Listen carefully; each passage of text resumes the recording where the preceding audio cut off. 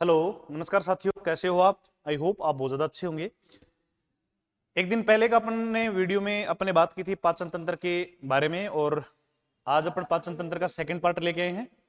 चलो टॉपिक को स्टार्ट करते हैं।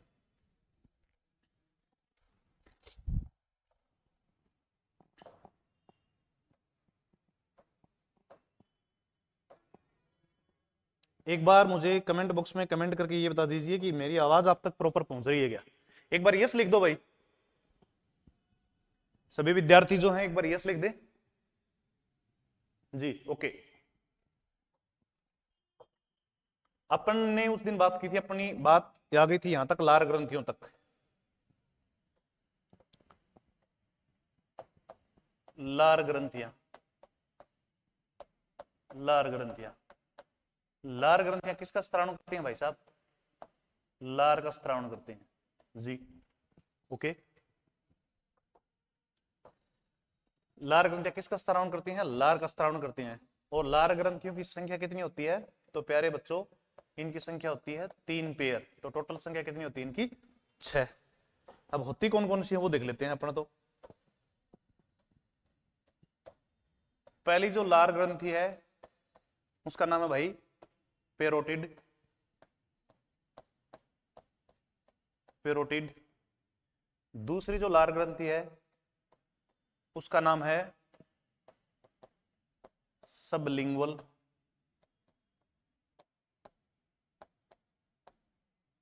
और तीसरी जो लार ग्रंथि है उसका नाम है सब मैंडिबुलर। सब मैंडिबुलर।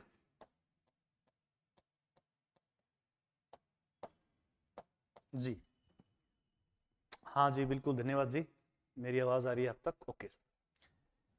अब ये जो लार ग्रंथि है ये कहां पाई जाती है? ये पाई जाती है आपके कान के पास। और कान के पास पाई जाती है इसलिए इसको कहते हैं करनाभ ग्रंथि। कौन सी ग्रंथि कहते हैं भाई इसको? करनाभ ग्रंथि कहते हैं। Okay sir.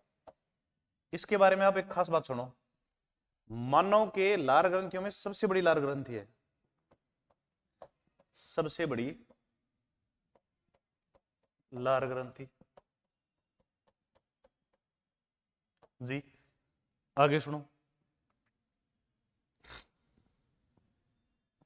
सबसे बड़ी लार ग्रंथि है, और कई बार इसमें क्या आ जाती है? सूजन आ जाती है। सूजन के कारण इसमें एक रोग हो जाता है। उस रोग का नाम है प्रिय विद्यार्थियों मम्पस रोग। कौन सा रोग है? मम्पस रोग।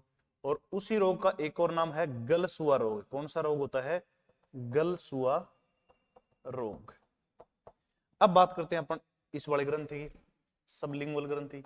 ये होती है जीवा के नीचे, जीवा के नीचे पाई जाती है। और इसीलिए इस ग्रंथि का नाम है अधोजीवा। कौन सी जीवा? अधोजीवा। अधोजीवा।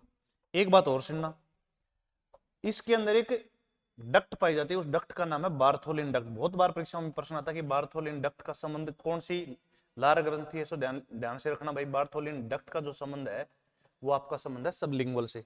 आगे बात करते हैं, वो सुनो। सब मैंडिबुलर। ये जो सब मैंडिबुलर है ये पाई जाती है जबड़े के संधि स्थल पर। जबड़े के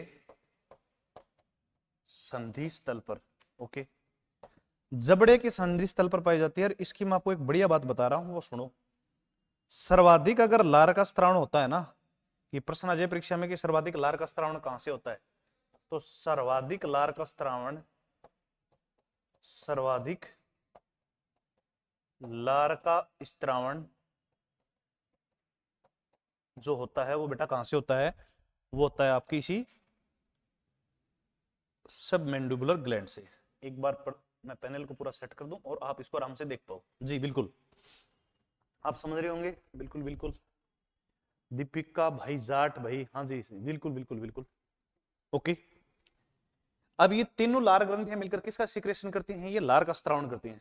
चलो देखते हैं।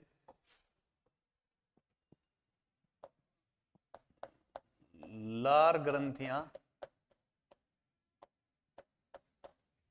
किसका स्त्रावण करती हैं? लार ग्रंथियां किसका स्त्रावण करती हैं? ये तीनों लार ग्रंथियां मिलकर स्त्रावण करती हैं लार का। किसका स्त्रावन करती हैं? लार का स्त्रावन करती हैं। सुनो भाई, जी बिल्कुल। अब बात करते हैं लार के रासायनिक संगठन की कि भाई लार के अंदर होता क्या क्या है। तो सुनो, लार का रासायनिक संगठन, लार का रासायनिक संगठन, देखते हैं लार का रासायनिक संगठन कैसे होता है। पहली बात तो आपको एक दिमाग में सेट कर लो, लार की जो पीएच होती है ना वो कितनी होती है भाई? 6.8। 6.8।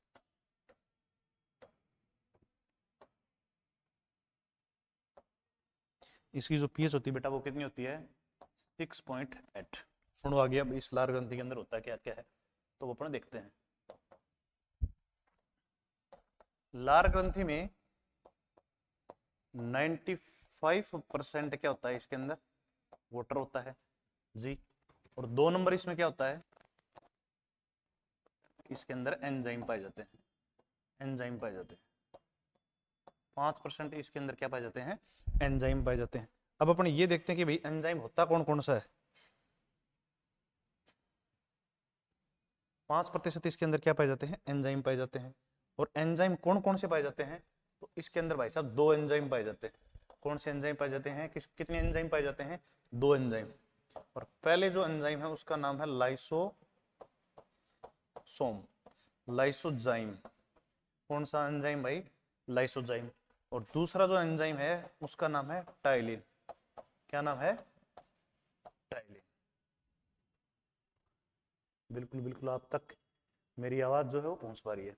अब देखते हैं कि भाई देखो, बात को ध्यान से सुनना कि लार का रासायनिक संगठन कैसे है। लार की जो पीएच है वो कितनी है? 6.8। लार के अंदर जल कितने पाया जाता है? 95%। एंजाइम कितने पाए जाते हैं? 10%। और पहला जो एंजाइम है उसका क्या नाम है? लाइसोजाइम। और दूसरा जो एंजाइम है उसका क्या नाम है? टाइलिन। देखते हैं आगे, समझते हैं इस बात को। अब लाइसोजाइम क्या काम करता है और ये क्या काम नहीं करते हैं, अपन इसकी टोटल बात कर लेते हैं। ऐसा बिल्कुल बिल्कुल, ये जो लाइसोजाइम है ये क्या करता है सुनो, इसके कार्य क्या क्या हैं। पहला कार्य देखो आप, तो इसका पहला काम है भोजन के साथ आए हुए जीवाणुओं को नष्ट करता है। भोजन के साथ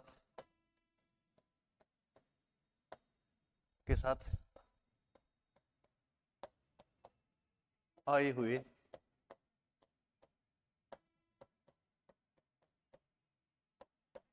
जीवाणुओं को नष्ट करता है, नष्ट करता है। एक बात तो ये दिमाग में रखना भाई, ओके। और कैसे नष्ट कर देता है? जीवाणुओं की, ये जो जीवाणु है इसकी क्या कर देता है? सेल वाल को गला देता है। जीवाणुओं की कोशिका भित्ति को गला देता है। जीवाणुओं की कोशिका भित्ति गला देता है। सेल वाल कोशिका भित्ति गला देता है,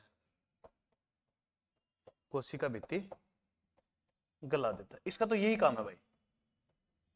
आगे सुनो, अब उधर चलते हैं अपन जी बिल्कुल। सुनो, अब अगला बच गया टाइलिन।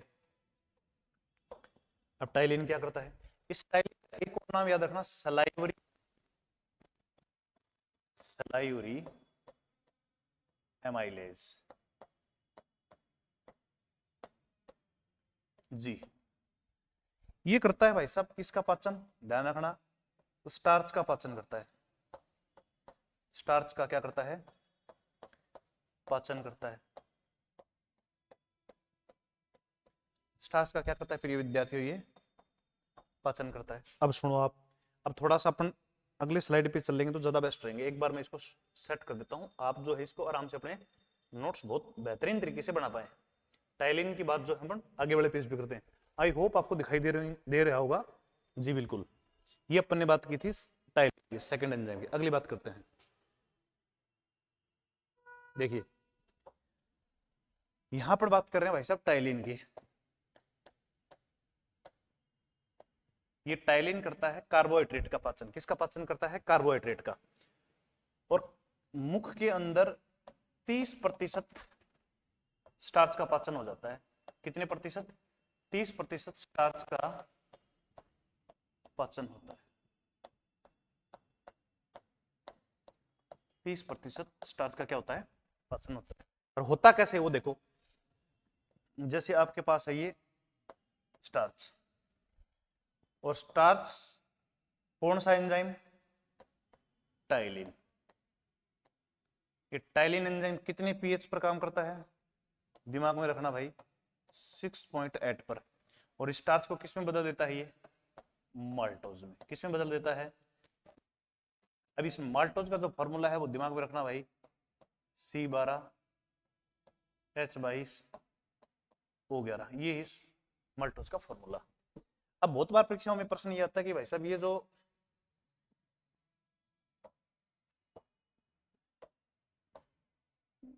थोड़ा मैं इसको बॉक्स में बंद करूं, बहुत इंपॉर्टेंट चीज मैंने आपको लिखवा दी है ये, और आप इसको अच्छे से नोट कर लेना। आगे सुनो, बहुत बार परीक्षा में आता है कि भाई साहब ये स्टार्च किस में पाया जाता है।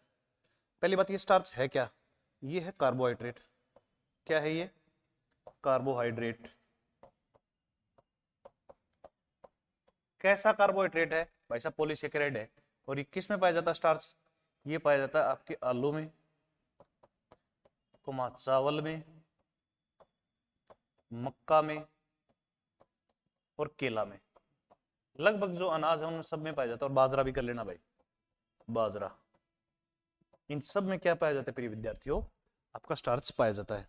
एक बार जल्दी से आप ना इसका स्क्रीनशॉट ले सकते हो ताकि आपके समस्या नहीं आए जी।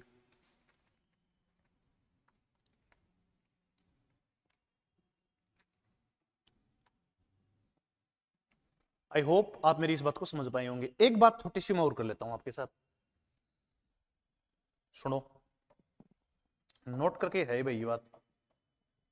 जब भोजन के साथ लार घुल जाता है, फूड के साथ क्या घुल जाए, फूड प्लस लार, फूड प्लस भोजन में जब लार घुल जाए तो उस भोजन को कहते हैं बोल्स। दिमाग में रख लेना भाई, क्या कहते हैं, बोल्स कहते हैं। क्या कहते हैं, आपका बोल्स कहते हैं। भोजन के साथ जब लार घुल जाए तो उस भोजन को क्या कहते हैं, बोल्स कहते हैं। अब आगे बात करते हैं, मुख गुहा में केवल और केवल किसका पाचन होता है विद्यार्थियों, मुख गुहा में लार ग्रंथियों के द्वारा केवल और केवल कार्बोहाइड्रेट का पाचन होता है। उसके बाद भोजन कहां चला जाता है, आपके इसोफेगस में। किस में चला जाता है,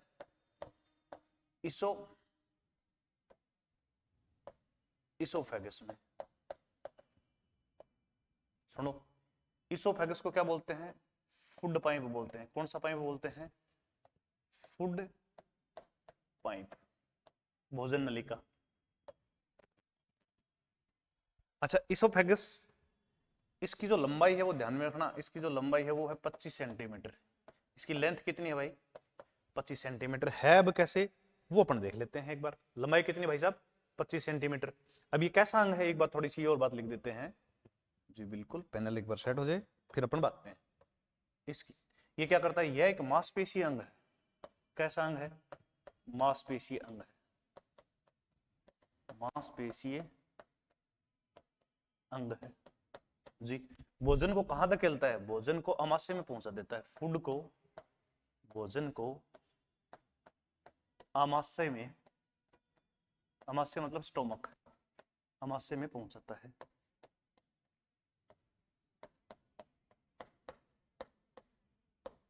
जी। अब इसके स्ट्रक्चर बना लेते हैं अपन, ताकि अपन थोड़े आसान हो जाए इसको समझना जी। देखो आप एक बार,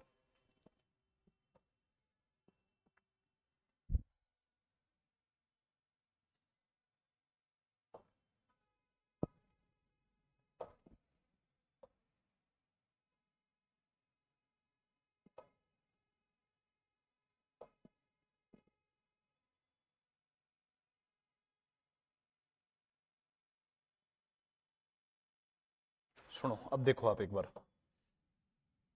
मैं जो आपको समझाने का प्रयास कर रहा हूं वो इसके स्ट्रक्चर बना रहा हूं ताकि आप इसको अच्छे से समझ पाओ। देखो आप एक बार,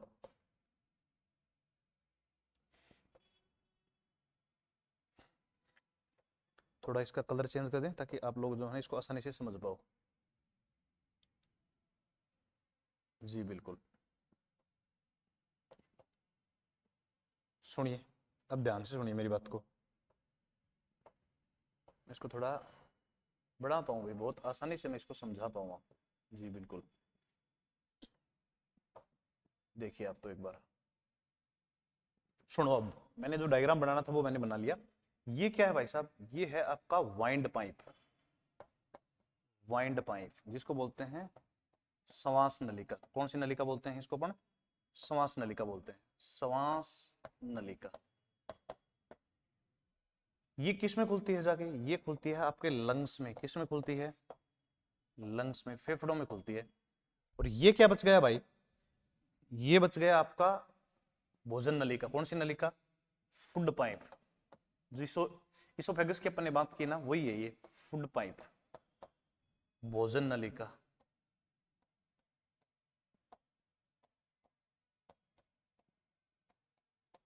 जी आप भाई कमेंट डाल दो मेरी आवाज यदि आपको वो प्रश्न, सर कलर चेंज करो। ओके नरेंद्र जी गुजर, कलर चेंज कर देंगे। ओके सर जी बिल्कुल। फूड पाइप देखते हैं इसको, ये भोजन नलिका है। और ये जो है ये है आपका एपिग्लोटिस। कौन सा ग्लोटिस, एपिग्लोटिस। इसको बोलते हैं ढक्कन की घाटी, ढक्कन की घाटी। अभी तो समझ में आ रहा होगा भाई, एक बार यस कर दो कि कलर मेरे जो है वो एकदम सही है क्या, यस लिखना एक बार।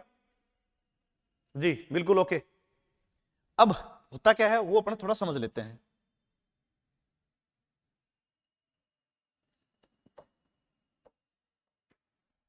भोजन, जब अपन भोजन करते हैं तो ये एपिग्लोटिस आ जाता है वाइंड पाइप पर, ताकि भोजन श्वास नलिका में नहीं जाए। और जब अपन श्वास लेते हैं तो ये एपिग्लोटिस आ जाता है फूड पाइप पर, ताकि वायु जो है आपको पेट तक नहीं जाए, मतलब आपके पेट में प्रवेश नहीं करे।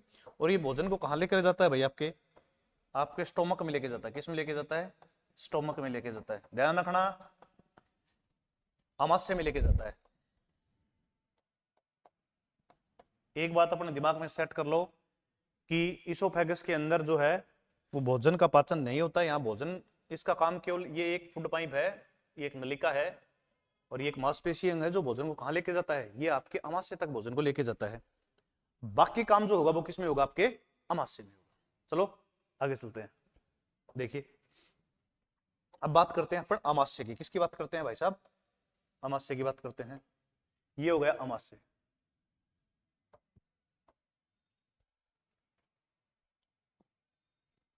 देखिए आप आमाशय,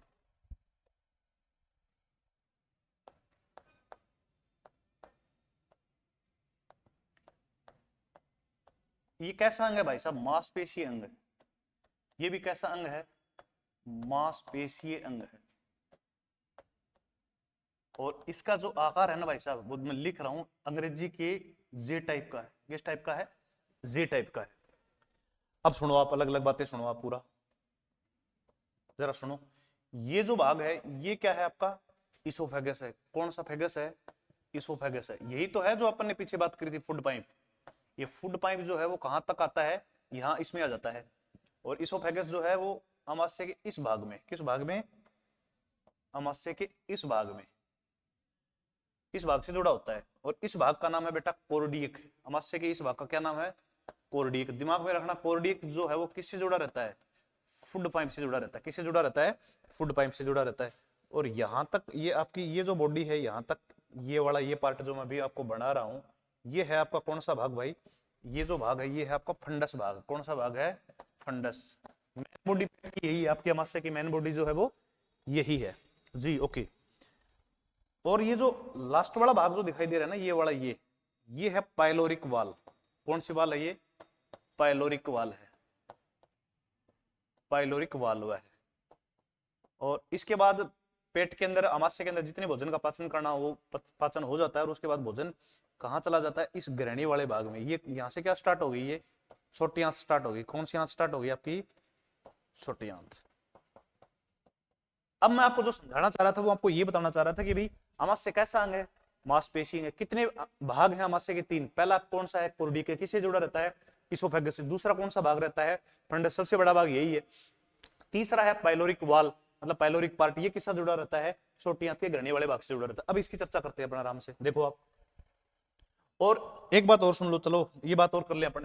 फंडस वाले भाग में कौन सी ग्रंथियां पाई जाती हैं, आपकी जठर ग्रंथियां पाई जाती है। कौन सी ग्रंथियां पाई जाती है भाई साहब, जठर ग्रंथियां पाई जाती हैं, जठर ग्रंथियां पाई जाती है। और जठर ग्रंथियां किसका सिक्रेशन करती हैं, जठर रस का सिक्रेशन करती हैं। किसका सिक्रेशन करती हैं?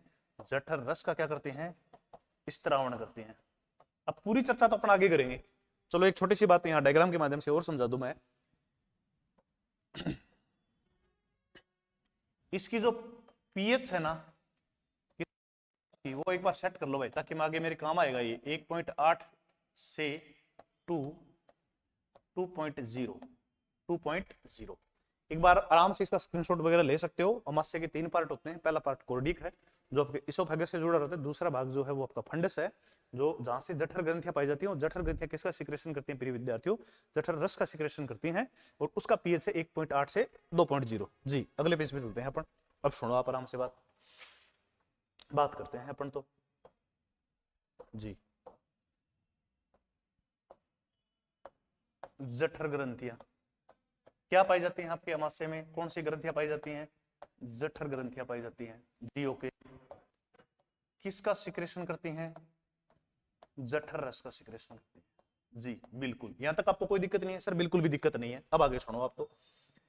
ये जो जठर ग्रंथियां हैं इनमें कितनी कोशिकाएं पाई जाती हैं? तो भाई साहब इनमें 3 सेल पाई जाती हैं। कितनी सेल पाई जाती हैं? बहुत बढ़िया प्रश्न बनेगा, यहां से ध्यान दिमाग में अपने सेट कर लो भाई, बहुत बढ़िया बात पढ़ाने जा रहा हूं मैं यहाँ। 3 सेल पाई जाती है। कितनी सेल पाई जाती हैं? 3 सेल पाई जाती हैं। अब इन सेलों को अपन देखते हैं, सुनो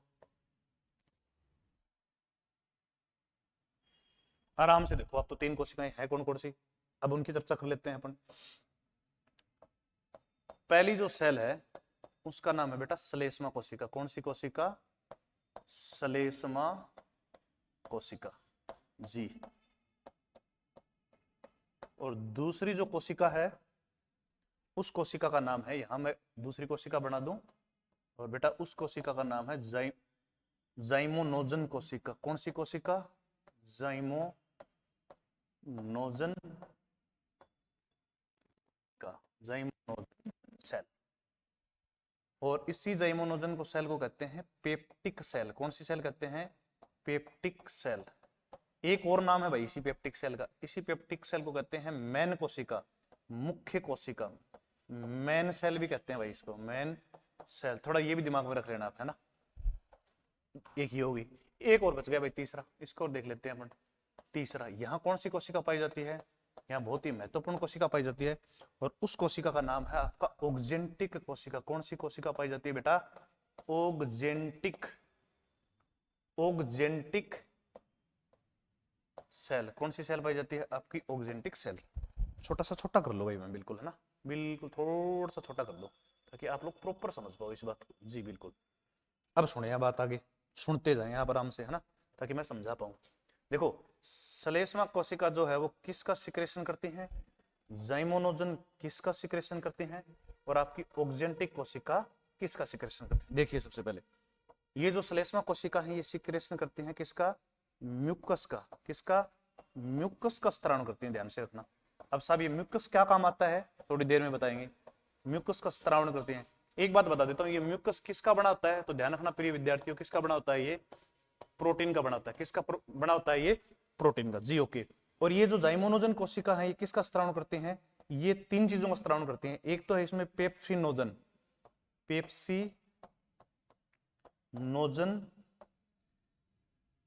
एंजाइम का, एक तो पेप्सिनोजन का। दूसरा स्त्रावण करते हैं भाई साहब ये रेनिन एंजाइम का। किस एंजाइम का? पेप्सिनोजन भी एक एंजाइम है भाई, रेनिन एंजाइम का। तीसरा स्त्रावण करती हैं ये, एक बार यस लिखो भाई। जी बिल्कुल। तीसरा स्त्रावण करती हैं गैस्ट्रिक लाइपेज का। किसका? गैस्ट्रिक लाइपेज का। सारों की बात बताऊंगा मैं। गैस्ट्रिक लाइपेज का। ये पेप्सिनोजन जो है ना ये इनएक्टिव स्टेज में रहता है। किस स्टेज में रहता है भाई? ये रहता है एक्रिय। कैसा रहता है? इनएक्टिव। कैसा? Active, inactive. जी जी बिल्कुल। अब यहां थोड़ा अपन दूसरा कलर ले ले ताकि आप समझ पाओ। इससे क्या निकलता है? इससे बहुत ही महत्वपूर्ण चीज निकलती है। इससे निकलता है HCl। कौन सा Cl? HCl, hydrochloric acid. और साथ में इससे एक और निकलता है नेज कारक। कौन सा कारक है? नेज कारक। नेज कारक निकलता है। आराम से आप जो है सुंदर से नोट्स बना सकते हैं। वापस मैं पैनल को एकदम सही तरीके से सेट कर दूं। जी बिल्कुल। सुनो भाई, मैंने आप लोगों को यह बताया कि जठर ग्रंथियों के अंदर क्या निकलता है भाई? जठर रस निकलता है। कौन सा रस निकलता है? जठर रस निकलता है। जी ओके। जठर रस करता क्या है? जठर रस की जो पीएच होती है वो होती है 1.8 से 2.0, 1.8 से 2.0। जठर रस के अंदर कितनी कोशिकाएं पाई जाती है? तो जठर रस के अंदर कोशिकाएं पाई जाती है आपकी 3 कोशिकाएं। कितनी कोशिकाएं पाई जाती है आपकी? 3 कोशिकाएं। कौन कौन सी कोशिकाएं पाई जाती है? पहली कोशिका पाई जाती है श्लेष्मा कोशिका। कौन सी कोशिका? श्लेष्मा कोशिका। ये जो श्लेष्मा कोशिका है ये क्या किसका सिक्रेशन करती है? ये सिक्रेशन करती है आपकी म्यूकस का। किसका सिक्रेशन करती है? आपके म्यूकस का। जी ओके, एक मिनट रुकना भाई, थोड़ी सी तकनीक की समस्या मुझे लग रहा है आ गई है।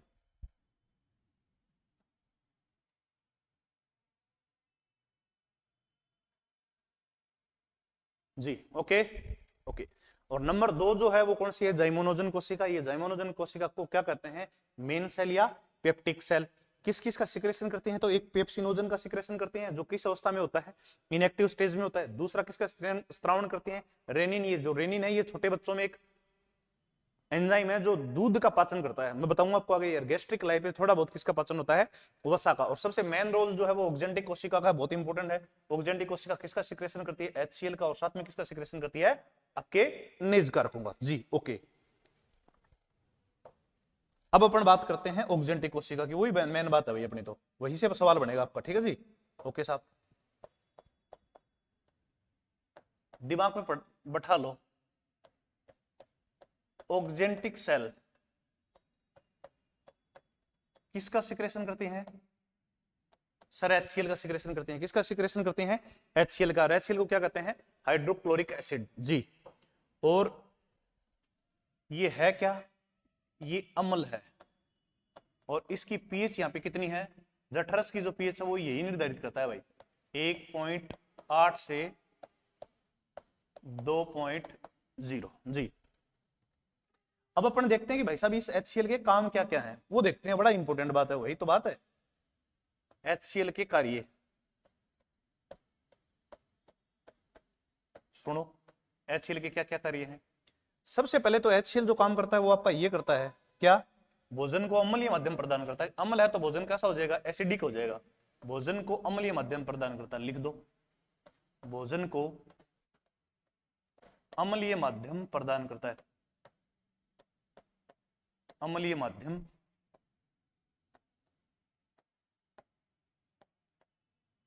प्रदान करता है। ओके सर, और कुछ और बताएंगे भाई? एक तो अम्ल है तो कैसा माध्यम प्रदान करेगा? अम्लीय माध्यम प्रदान करेगा।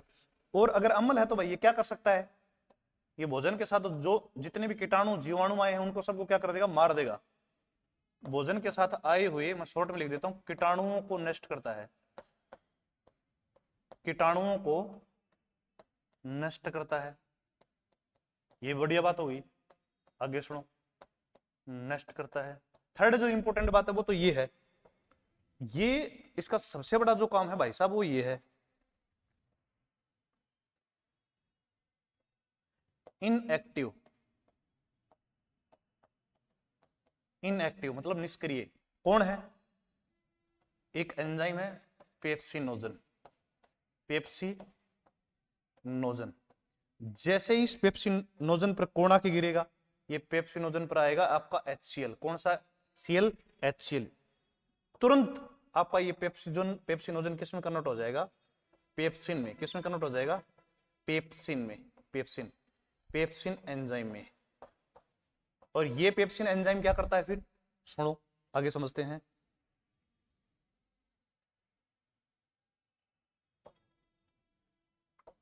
ये पेप्सिन एंजाइम करता है प्रोटीन का पाचन। किसका पाचन करता है? प्रोटीन का पाचन। प्रोटीन का पाचन। जब तक ये पेप्सिनोजन में नहीं बदलेगा तब तक ये किसका पाचन नहीं कर सकता? पेप्सिनोजन जो है वो पहले पेप्सिन में बदलेगा। किसके कारण बदलेगा? आपके इस HCl के कारण। और HCl में बदलने, HCl इसको किस में बदल देगा? सक्रिय पेप्सिन में। और ये किसका पाचन कर देगा? प्रोटीन का। किसका पाचन कर देगा? प्रोटीन का। अभी ये इसका कैसे पाचन करेगा ये अपन देखेंगे। जी वापिस मैं पैनल को वहीं सेट कर देता हूं। तीन चार चीजें मैंने आपको बताई हैं, आप एक बार देख लो। ऑक्जेंटिक कोशिका से क्या निकलता है? आपका HCl निकलता है। इसकी पीएच कितनी होती है विद्यार्थियों? इसकी पीएच जो है वो 1.8 से 2.0 होती है। क्या काम करता है? ये भोजन को अम्लीय माध्यम प्रदान करता है। और क्या करता है जी? ये भोजन के साथ आए हुए जीवाणु तथा कीटाणुओं को नष्ट कर देता है। और क्या करता है? अक्रिय पेप्सिनोजन को सक्रिय पेप्सिन में बदल देता है। जो सक्रिय पेप्सिन में बदलने के बाद क्या होता है भाई साहब, प्रोटीन का पाचन हो जाता है। अब देखते हैं आगे, एक दो काम और रह गए, सुनो। अमाशय में मतलब पेट में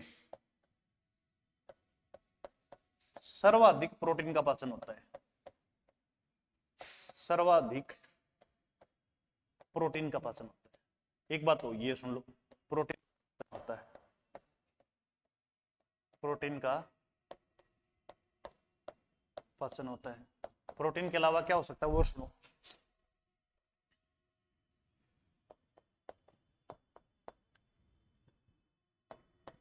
छोटे शिशुओं में, शिशु छोटा ही होता है, छोटे बच्चों में, शिशुओं में, छोटे शिशुओं में रेनिन एंजाइम होता है। इनके पेट में कौन सा एंजाइम होता है, रेनिन एंजाइम होता है। मानव के जो छोटे शिशु उनमें कौन सा एंजाइम होता है, रेनिन एंजाइम होता है। ये रेनिन एंजाइम किसके लिए होता है भाई, छोटे बच्चे दूध का सेवन करते हैं और दूध में कौन सा प्रोटीन पाया जाता है, केसिन प्रोटीन पाया जाता है। कौन सा प्रोटीन पाया जाता है, केसिन। इस केसिन प्रोटीन मतलब केसिन प्रोटीन पाया जाता है मिल्क का। छोटे जो बच्चे होते हैं वो सबसे ज्यादा क्या पीते हैं, दूध पीते हैं। किसका दूध पीते हैं, माँ का दूध पीते हैं। इन छोटे बच्चों को गाय का दूध पिलाया जाता है।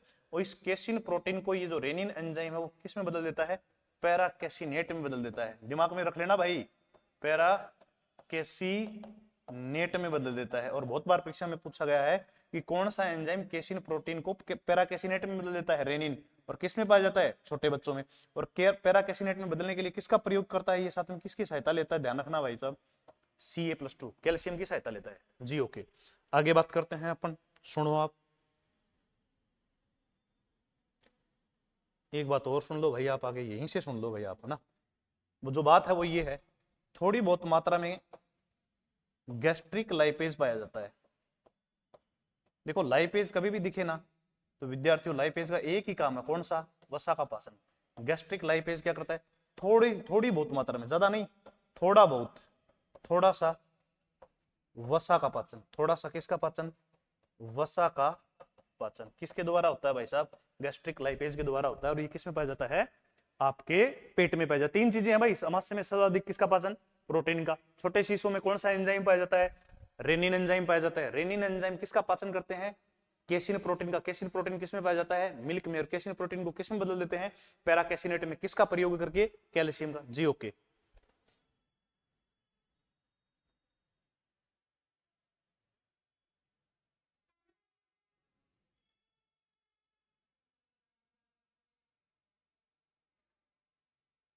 किसका प्रयोग करके, कैल्शियम का प्रयोग करके। और गैस्ट्रिक लाइपेज थोड़ा बहुत किसका पाचन कर देता है, वसा का पाचन कर देता है। अब आगे देखते हैं। अब मेन बात क्या है भाई साहब, प्रोटीन का पाचन। किसका पाचन, प्रोटीन का पाचन। अब प्रोटीन का पाचन होता कैसे वो देख लो आप। देखो प्रोटीन का पाचन करता कौन है, तो लिख रहा हूं पेप्सिन। कौन सा एंजाइम, पेप्सिन। कहां पाया जाता है, अमाशय में। बहुत बार परीक्षा में प्रश्न है कि भाई कहां पाया जाता है, आपके अमाशय में। सुनो अब कैसे करता है। जैसे ये प्रोटीन है, ये काम आएगा आपके आगे, ये प्रोटीन है जी। ओके, अब प्रोटीन के ऊपर क्या मिलेगा आपको, एंजाइम। कौन सा, पेप्सिन। पेप्सिन। और पेप्सिन यहां पे पीएच कितनी है अमाशय के अंदर, 1.8 से 2.0। अब इसको किस में कन्वर्ट कर देगा ये, तो सुनो मेरी बात।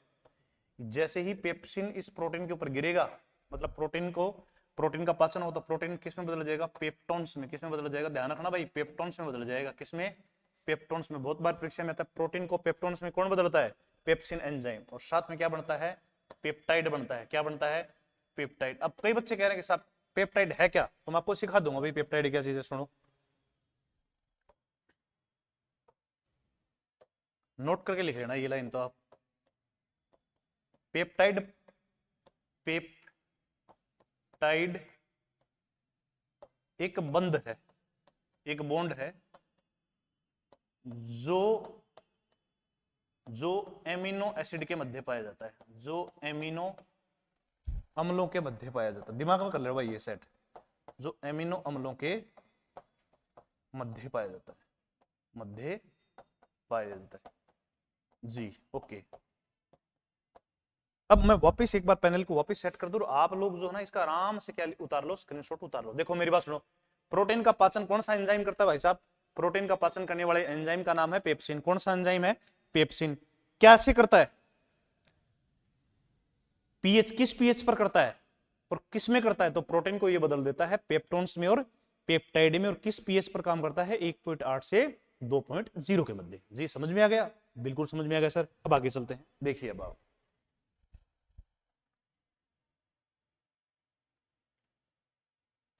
सुनो भैया, आगे जो बात मैं आपको लिखवा रहा हूं, बहुत बढ़िया बात लिखवा रहा हूं। बात यह है कि अभी मैंने आपको बताया कि पेप्सिन एंजाइम जो है वो प्रोटीन को किसमें कन्वर्ट कर देता है? पेप्टोन्स में कन्वर्ट करता है, साथ में पेप्टाइड बनते हैं। अब इसके अलावा क्या हो जाए, एक चीज बता रहा हूं मैं आपको कि मानो में अगर मानो के पेट के अंदर किसकी मात्रा हो जाए? HCl की अधिकता हो जाए। HCl की अधिकता बहुत खतरनाक बात है। HCl की अधिकता किसमें होती है भाई साहब? आपके अमाशय में। अमाशय में, तो अमाशय में क्या हो जाएगी?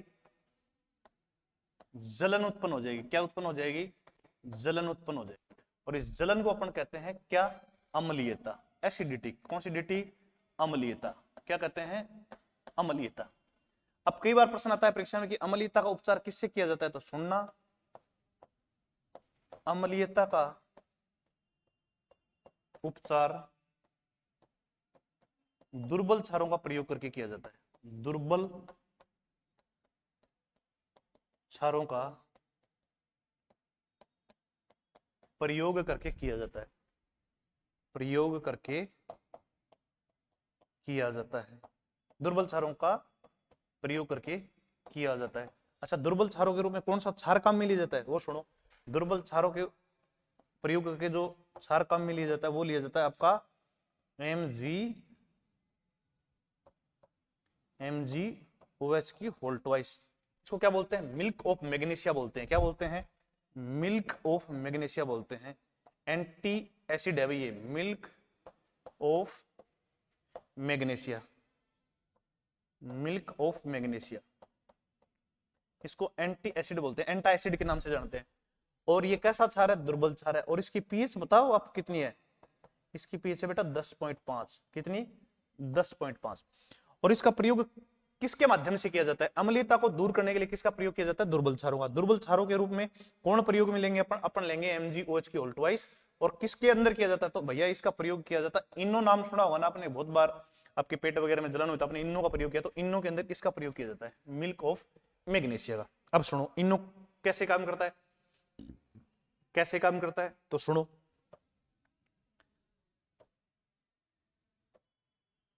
आपके पेट में है अम्लीयता, मतलब आपके पेट में है HCl, और ये है आपका इनो। कौन? इनो मतलब क्षार। क्षार एक बार बैलेंस करने के लिए मैं यहां 2 लिख देता हूं भाई साहब। ये अम्ल है। कौन है ये? अम्ल है। और ये क्या हो गया? क्षार। क्षार भी कैसा? दुर्बल। सब बच्चों को पता है, कक्षा 10 में आपने पढ़ाया, नहीं पढ़ा तो मैं पढ़ा रहा हूं। अम्ल व क्षार के मध्य कौन सी अभिक्रिया पाई जाती है? उदासीनीकरण अभिक्रिया पाई जाती है। कौन सी अभिक्रिया पाई जाती है? उदासीनीकरण। और इसका प्रयोग करके ही अपन क्या कर सकते हैं? पेट के अंदर जो एसिडिटी हो जाती है उसको कम कर सकते हैं। सुनो, और ये दोनों अभिक्रिया करके क्या बनाते हैं? ये बनाते हैं, एक तो साल्ट बन जाता है आपके पेट में, किसका? MgCl2। और साथ में किसका निर्माण हो जाता है? जल का।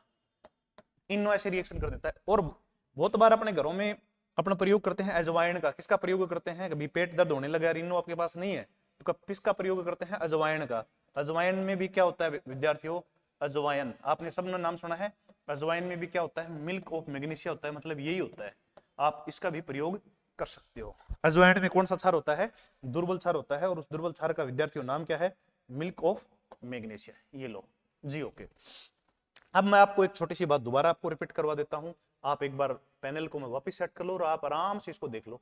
जहां मेरी बात चल रही थी कि HCl की अधिकता हो जाए तो रोग कौन सा हो जाए? अमाशय के अंदर HCl की अधिकता हो जाए तो अमाशय में क्या हो जाएगी? जलन हो जाएगी। क्या हो जाएगी? जलन। और जलन होने के कारण पेट के अंदर क्या हो जाएगी, अम्लता बढ़ जाएगी। और अम्लता का उपचार किसका प्रयोग करके किया जाता है, दुर्बल क्षारों का प्रयोग करके किया जाता है।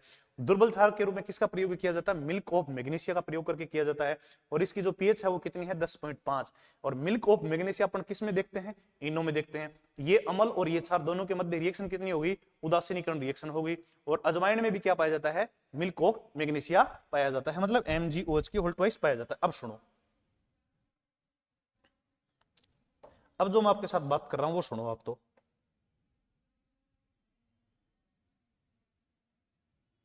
जी सुनिए, अगर आपके अमाशय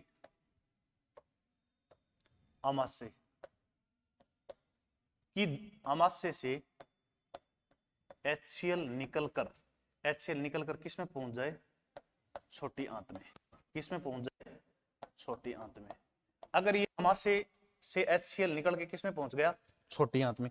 छोटी आंत में बाई चांस ये पहुंच गया तो छोटी आंत की दीवारों पे क्या हो जाएंगे, छोटी आंत की दीवार पर हो जाएंगे फफोले। क्या हो जाएंगे, फफोले। क्या हो जाएंगे, फफोले। इन्हीं फफोलों को एक रोग के नाम से जानते हैं, उस रोग का नाम है बेटा अल्सर। तो अल्सर है क्या, अल्सर बहुत आपने नाम सुना होगा, अल्सर आपकी छोटी आंत के अंदर फफोले हो जाएंगे, किसके कारण, HCl के कारण। और फफोले हो जाएंगे तो अपन उसको क्या कहते हैं, अल्सर कहते हैं। अब आप एक बात सुनो मेरी, अल्सर का पता किससे लगाया जाता है, तो सुनो, अल्सर का पता लगाने के लिए अपन एक करते हैं, क्या करवाते हैं, अल्सर का पता लगाने के लिए अपन करवाते हैं एंडोस्कोपी। कौन सी कॉपी, एंडोस्कोपी। जी सुनो, ये एंडोस्कोपी जाके, एंडोस्कोपी एक प्रकाशिक तंतु है। कैसा तंतु है, प्रकाशिक तंतु है, ऑप्टिकल फाइबर है, जो जाके ये देखता है, एक प्रकार का कैमरा है कि भाई यहाँ पे फल्ले हैं कि नहीं। अगर फल्ले हैं तो रोग कौन सा हो गया, आपको अल्सर हो गया। ओके सा प्रकाशिक तंतु है। और प्रकाशिक तंतु जो है वो किस सिद्धांत पर काम करता है, तो विद्यार्थियों ये एक सिद्धांत है जिसका नाम है पूर्ण आंतरिक परावर्तन का सिद्धांत। पूर्ण आंतरिक परावर्तन का सिद्धांत, पूर्ण आंतरिक परावर्तन के सिद्धांत पर कार्य करता है।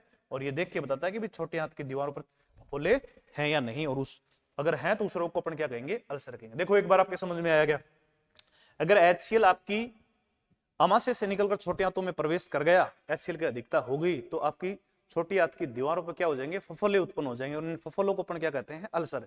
अल्सर का पता लगाने के लिए कौन सी टेक्निक काम में ली जाती, कौन सी मेडिकल विधि काम में ली जाती, तो प्रिय विद्यार्थियों उस मेडिकल विधि का नाम है एंडोस्कोपी। एंडोस्कोपी क्या है, एक प्रकाशिक तंतु और किस सिद्धांत पे काम करता है, तो बेटा ये सिद्धांत है जिसका नाम है पूर्ण आंतरिक परावर्तन सिद्धांत पर कार्य करता है, और देख के बताता है कि छोटी आंत के ऊपर फफोले हैं या नहीं है। जी ओके ओके, अब अपन चलते हैं आगे। अब मेरी एक बात सुन ले जनाब, जल्दी जल्दी जो है आप अपने सुंदर से नोट्स बनाएं और अपन चलते हैं आगे। जी अब अपन बात करते हैं, कैसी बातें करते हैं, बहुत अच्छी अच्छी बातें करते हैं। और देखिए कौन सी अच्छी बात कर रहे हैं, जब भोजन में जठर रस घुल जाए, जैसे लार घुला था तो क्या कहा था, बोल्स का था, जठर रस घुल जाए,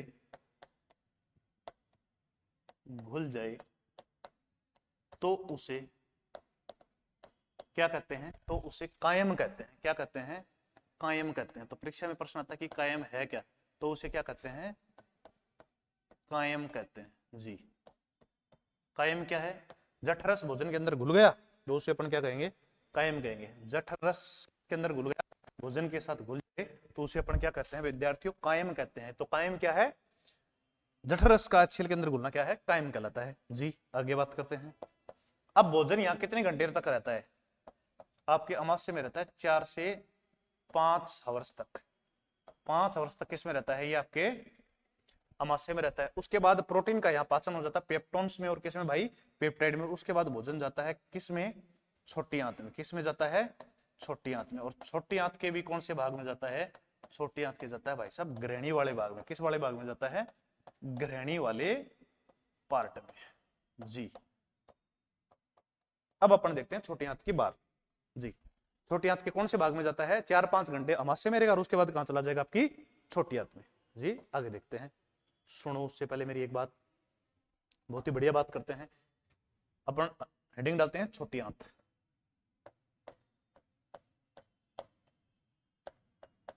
ये रही आपकी छोटी आंत। छोटी आंत लंबाई में बड़ी है और उसकी जो कैविटी है वो क्या है, कम। और इसकी जो बेटा लंबाई है वो कितनी है, 7 मीटर है। कितनी मीटर है, 7 मीटर है जी। ओके, अब सुनो, छोटी आंत के भाग कितने हैं, तो आपको मैं पहले ही बता देता हूं, छोटी आंत के 3 भाग है। कितने भाग हैं, 3 भाग हैं। पहले भाग का नाम है बेटा ग्रहणी। कौन सा भाग है, ग्रहणी वाला भाग। और दूसरा इसका जो भाग है, और इस ग्रहणी वाले भाग को मैं डी से लिख रहा हूं, डी को इंग्लिश में बोलते हैं डेडुनम। और जो बीच वाला भाग है इसको बोलते हैं अपन बेटा जेजुनम। कौन सा नम, जेजुनम। और हिंदी में इसको बोलते हैं मध्यांतर। क्या, कौन सा तर, मध्यांतर। और जिसको अंतिम भाग बच गया उसको बोलते हैं, आई से याद रखना भाई, अंतिम भाग इलियम। कौन सा, क्या है, इलियम। और इसको हिंदी में बोलते हैं क्षुद्रांतर। क्या बोलते हैं, मैं वो भी लिख देता हूं, क्षुद्रांतर, क्षुद्रांतर। सुनो, सर्वाधिक पाचन कहां होता है, छोटी आंत में। और छोटी आंत के कौन से भाग में सर्वाधिक पाचन होता है, तो ग्रहणी वाले भाग में होता है। सर्वाधिक पाचन, सर्वाधिक पाचन छोटी आंत के ग्रहणी वाले भाग में होता है। छोटी आंत के, छोटी आंत के ग्रहणी वाले भाग में होता है, ग्रहणी वाले पार्ट में होता है, ग्रहणी वाले भाग में होता है। अब सुनो आप आगे, अब होता कैसे है वो सुनो। छोटी आंत के ग्रहणी वाले भाग में सर्वाधिक पाचन होता है। सुनो,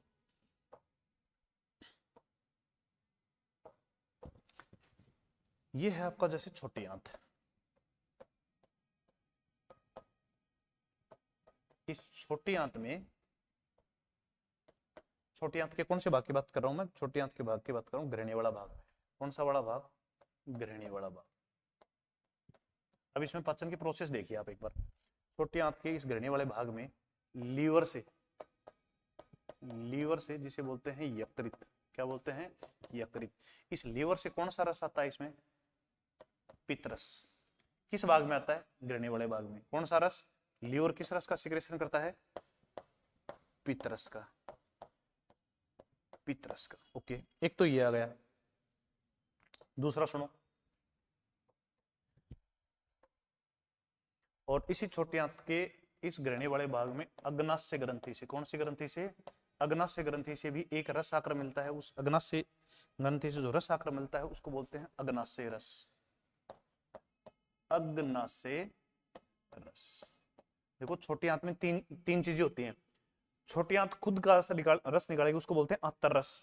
और लीवर से कौन सा रस आता है, पित्तरस। और अग्नाशय रस ग्रंथि से कौन सा रस आता है, आपका अग्नाशय रस। और छोटी आंत जो है वो खुद का कौन सा रस निकालती है, आंतर रस। कौन सा रस निकालती है, आंतर, आंतर रस। इसको बोलते हैं सक्कस एंटेरेकेसिस, सक्कस एंटेरेकेसिस। थोड़ी सी मैंने डीपली बात कर दी भाई, कोई बात नहीं है, फिर भी आप समझ जाना, केसिस। देखो, देखो आप एक बार, सर्वाधिक पाचन का छोटी आंत के ग्रहणी वाले भाग में, जी बिल्कुल, छोटी आंत के ग्रहणी वाले भाग में। ओके, छोटी आंत के ग्रहणी वाले भाग में पाचन होता है, कैसे होता है, लीवर से कौन सा रस आता है, पित्तरस। कहां आता है, ग्रहणी वाले भाग में। अग्नाशय से कौन सा रस आता है, अग्नाशय रस, वो भी कहां, ग्रहणी वाले भाग में। और आंतर रस कहां, किससे निकलता है, छोटी आंत से, जी। ओके, अब आगे चलते हैं। अब सुनो आप एक बार बात ध्यान से सुनना भाई, बड़ी इंपॉर्टेंट बात आपको मैं बताने जा रहा हूं। देखो, आपको ये डायग्राम अगर नहीं दिखाई दे रहा है तो मैं एक बार बना के दिखा देता हूं, ध्यान से देखो भाई। ये है आपका लीवर, दिख गया, नहीं दिखा, मैं लिख देता हूं। ये है आपका लीवर, जी। चलो कोई नहीं, हम पेन है वो दूसरा ही ले लेगा, हमें दिखेगा नहीं। ये है आपका लीवर। ओके, ये लीवर कौन सा रस निकालता है, ये रस निकालता है आपका पित्तरस, जी। ओके सर,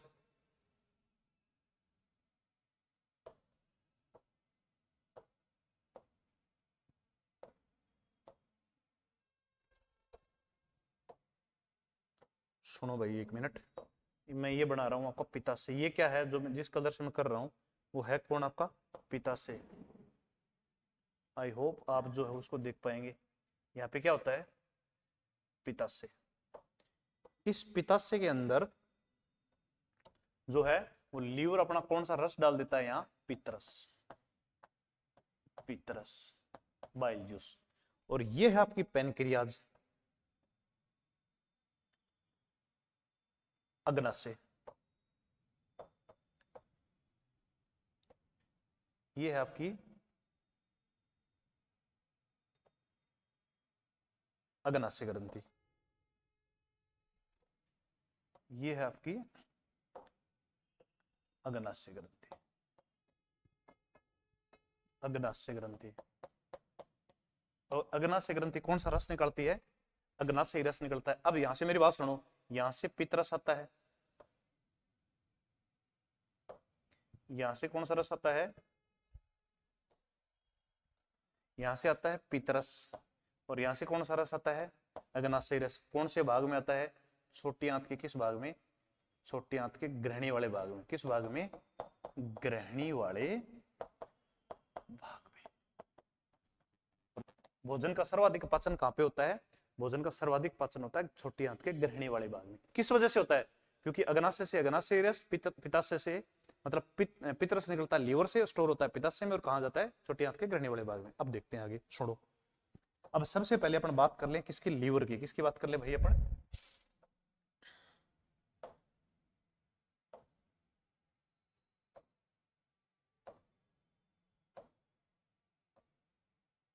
देखते हैं। ओके सर, देखिए भैया एक बार आराम से देखिए। ये रहा आपका लीवर। सबसे पहले लीवर का ही अध्ययन करवाते हैं आपको। लीवर जिसे क्या कहते हैं?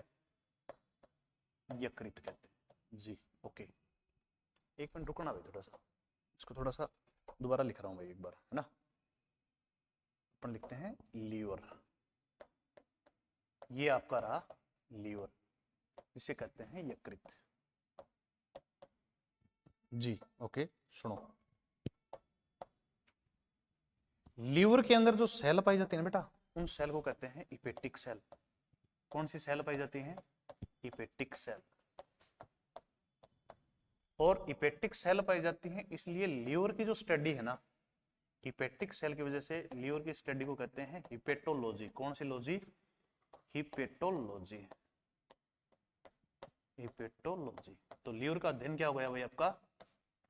हिपेटोलॉजी जी। लीवर के अंदर कौन सी सेल? Hepatic cell. और अध्ययन क्या कहलाता है आपका? हिपेटोलॉजी। आगे देखिए, लीवर का जो भार है वो कितना है? लीवर का जो वेट है वो है आपका 1.2 से 1.5 केजी। ओके सर, ये भी समझ में आया कि लीवर का भार 1.2 से 1.5 केजी होता है। शरीर की शरीर की सबसे बड़ी ग्रंथि है। शरीर की सबसे बड़ी ग्रंथि है।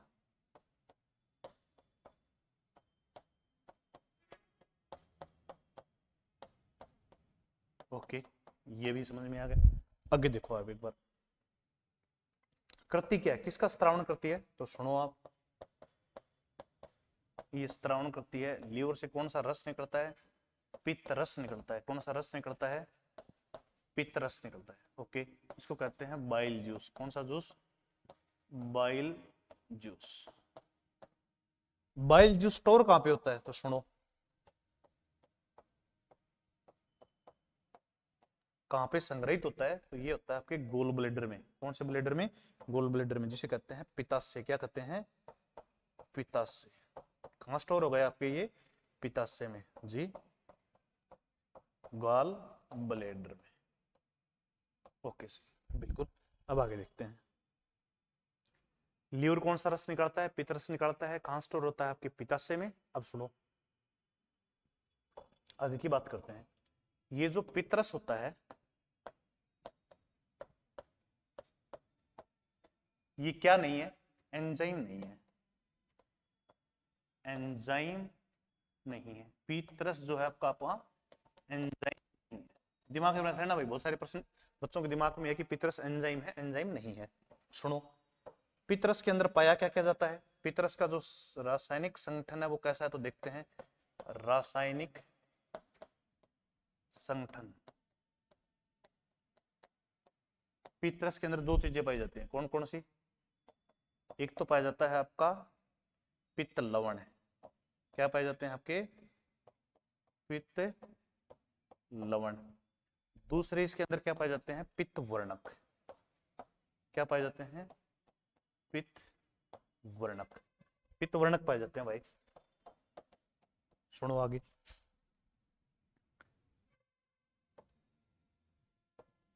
ये पित्त लवण वर्णक कौन कौन से पाए जाते हैं? तो एक तो पित्त वर्णक पाया जाता है बिलरुबिन, बिलरुबिन। दूसरा पाया जाता है बिलवर्डिन, बिलवर्डिन जी। ये बिलवर्डिन क्या करता है? आपके मूत्र का रंग का निर्धारण करता है। इसको कहते हैं यूरोवर्णक, यूरोवर्णक।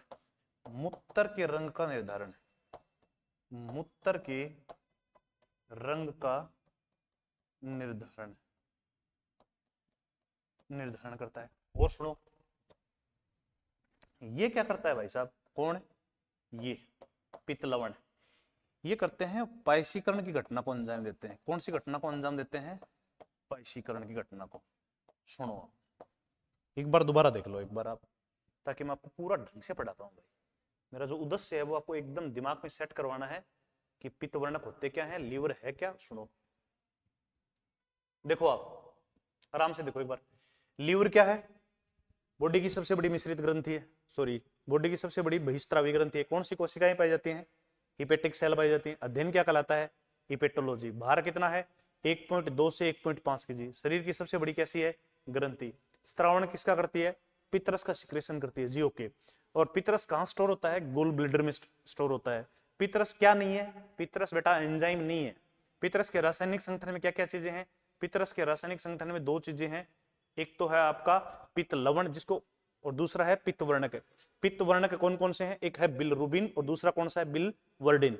जो बिलवर्डिन है ये यूरो वर्णक है, मूत्र के रंग का क्या करता है? निर्धारण। और पित्त लवण कौन सी घटना को अंजाम देते हैं? पायसीकरण की घटना को। अब देखते हैं कि पायसीकरण है क्या चीज। सुनो,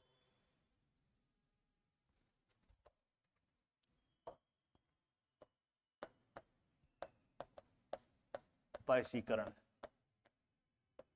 जिसको इंग्लिश में बोलते हैं इमल्सिफिकेशन।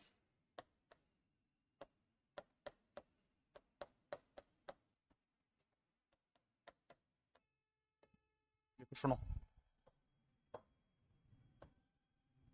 ये है वसा, लिपिड मतलब फैट। वसा को किस तोड़ना? वसा है बड़ा कार्बनिक यौगिक, और वसा को तोड़ना वसीय अम्लों में। किसमें तोड़ना? वसीय अम्लों में। वसा को वसीय अम्लों में मतलब फैटी एसिड में। वसा को वसीय अम्लों में तोड़ना क्या कहलाता है? पायसीकरण कहलाता है। अब सुनो, ये वसा है और जैसे उस इसके ऊपर कौन आ जाएगा? यहाँ पितरस आ जाएगा। ये पितरस क्या कर देगा? इस वसा को किस में तोड़ेगा? फैटी एसिड में तोड़ेगा।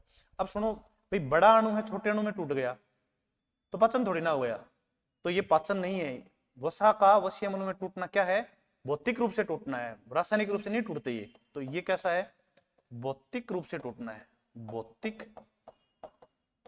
रूप से टूटना है जी। ओके, भौतिक रूप से टूटना है कौन? पायसीकरण या इमल्सिफिकेशन जी। आपके समझ में आ गया?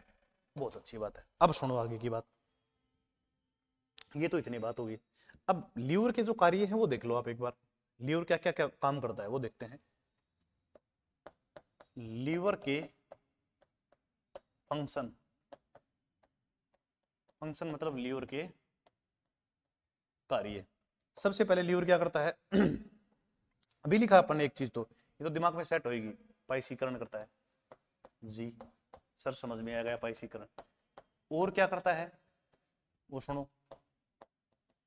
ग्लूकोज को, मानव के शरीर में यदि शर्करा का स्तर बढ़ जाए तो इंसुलिन हार्मोन उस ग्लूकोज को किसमें कन्वर्ट कर देता है? ग्लाइकोजन। और ग्लाइकोजन कहां सेव रहता है? लीवर के पास।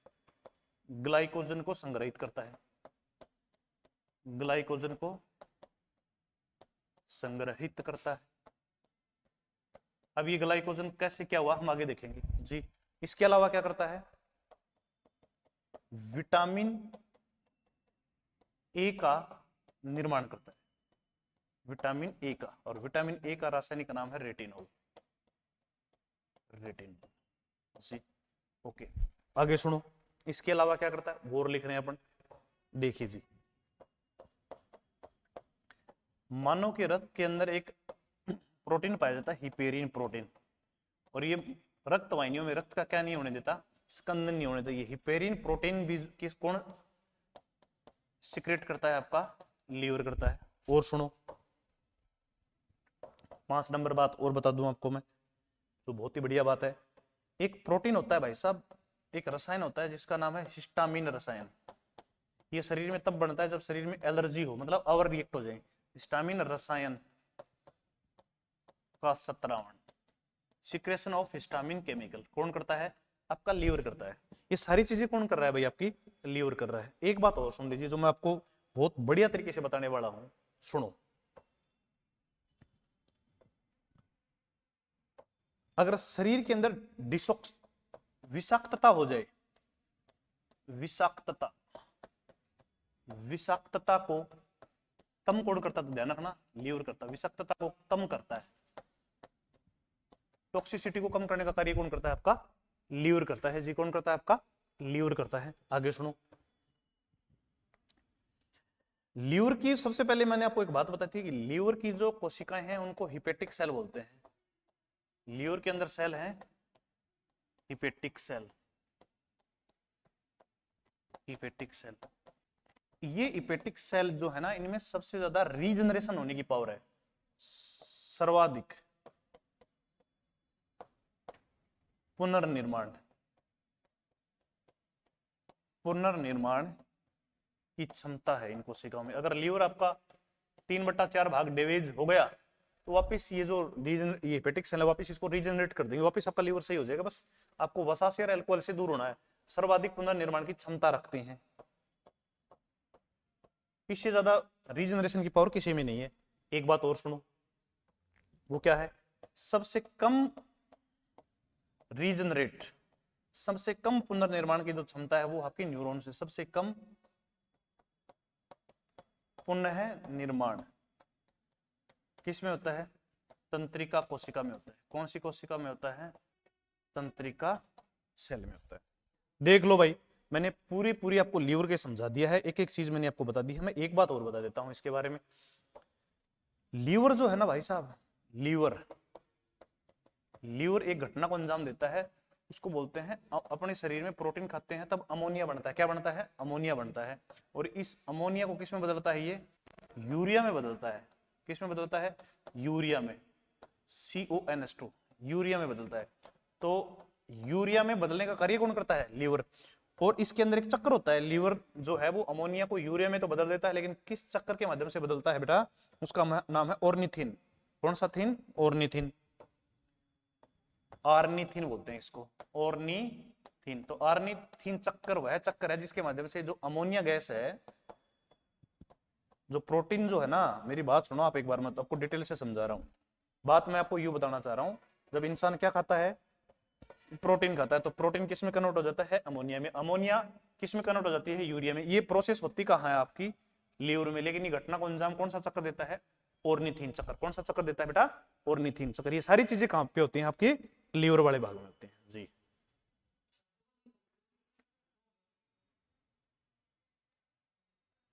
ये सारी बातें बेटा मैंने आपको लीवर के बारे में बताई हैं, आप आराम से देख लेना भाई। एक एक चीज को मैंने बड़े डिटेल से समझाया है, बड़े ही डिटेल से समझाया है। और अग्नाशय ग्रंथि के बारे में अपन चर्चा करेंगे बेटा कल। और इसी के साथ सभी प्यारे विद्यार्थियों को राधे राधे, जय कृष्णा, राम राम सा, जय हिंद, जय भारत।